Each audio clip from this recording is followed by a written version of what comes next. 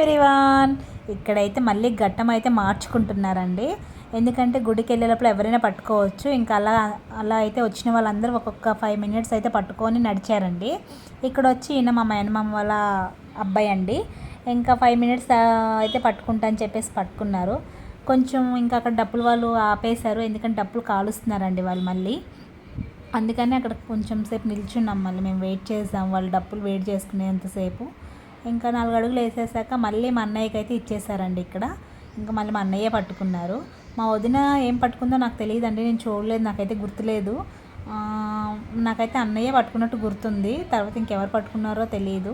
నేను ఇప్పుడు వీడియోస్ చూసాకైతే చూసుకున్నానండి. ఇక్కడ మా పిన్ని వాళ్ళు అయితే అందరూ అంటున్నారు, అసలు చీరతో వీటితో స్టెప్స్ ఎలా ఎక్కిపోయిందో తెలియదు, అక్కడేమో మరిది అవుతారండి. ఇప్పటి వరకు మా వదిన ఇదిలో లేదు, వదిన ఎలా ఉన్నా చెయ్యి ఎలా ఉంది, చెయ్యి కాలిపోయిందంట కదా అని అడుగుతున్నారండి. బాగానే ఎక్కిపోయావు అసలు మాకన్నా, అది ఇదని ఎగతాళి చేస్తున్నారు.